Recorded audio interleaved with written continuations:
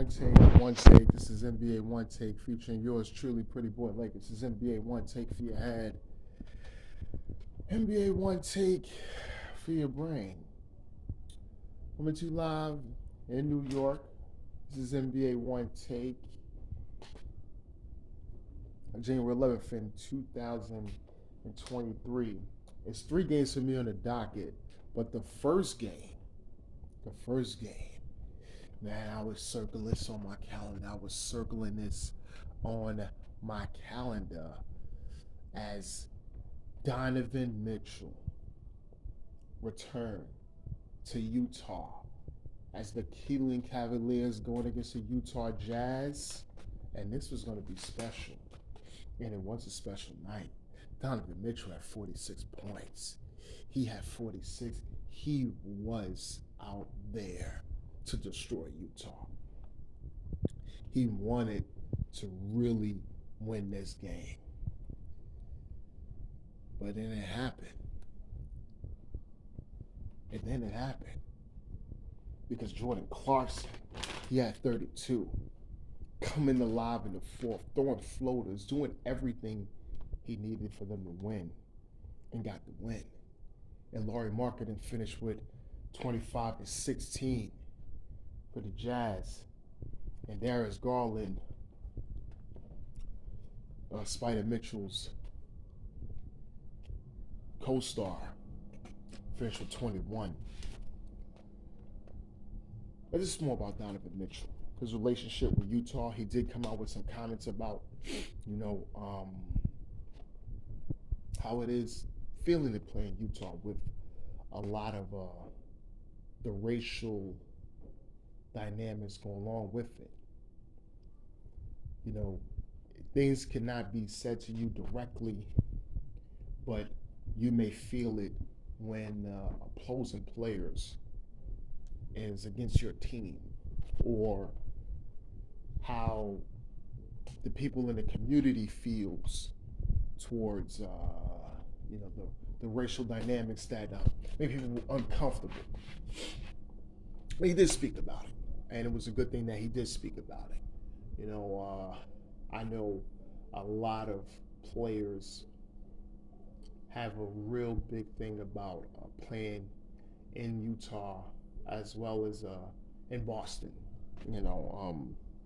You hear things everywhere, but mainly I think those two cities, when it comes to NBA, there's a heightened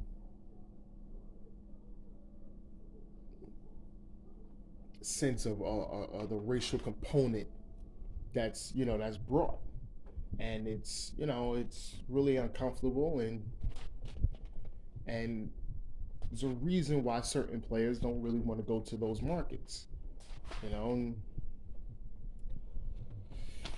It's tough. It is real tough. It's real tough. Me, knowing Boston, of course, I felt it. Like I said, I went there in the 2004, parade when the Red Sox won against, Anaheim Angels, and they beat the Yankees. It was, went there and whatever. But I felt it. There, and it was something. Okay, and the second game of the night was the Phoenix Suns. They've beaten the Golden State Warriors. Damian Lee, he got his championship ring from winning the championship with the Golden State Warriors before. He finished with 22. Steph Curry's brother-in-law. Miles Bridges finished with 26 and 9.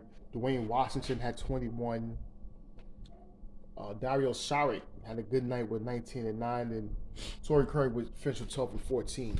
So it was out CP3, Devin Booker, DeAndre Ayton, but they would get the big win here. They've been on the slide.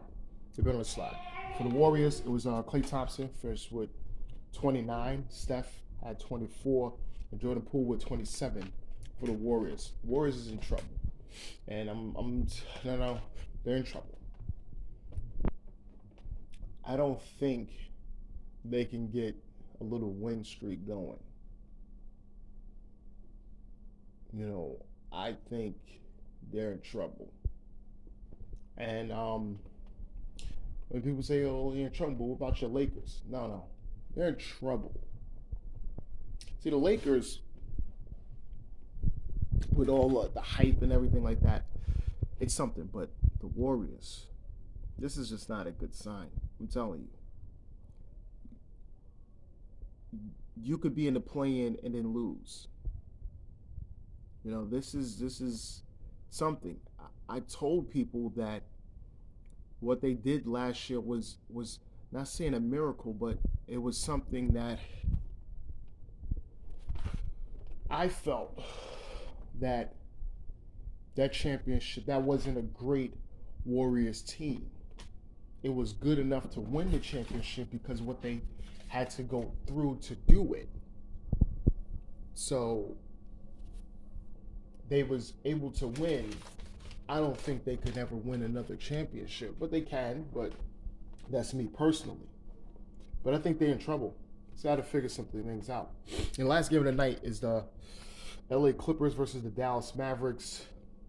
Luka Doncic is at 43 and 11 in a loss, and Tim Hardaway Jr. finished with 16. So mind you, the playoffs a few years back, right? Luka get all his big numbers, and the Clippers get the win.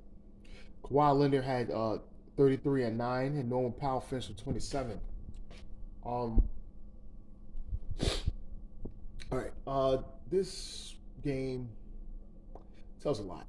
How the Clippers defended, and the Clippers, they've been losing, but I'm seeing something a little different with them. I think Kawhi is playing more now, and we're going to see the progression going forward with the Clippers on where they stand, how they're going to go up the ladder in the Western Conference, and the Dallas Mavericks, like I said, they're floating at 500. So, whatever you feel, Luka pulling up big numbers, historic numbers, but they're just not getting a consistent thing going.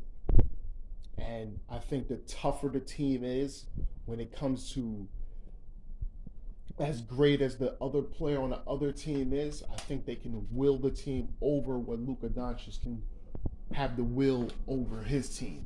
And I think that's the key. That's the key right there. But this is NBA One Takes Pretty Boy Laker, and I'm out.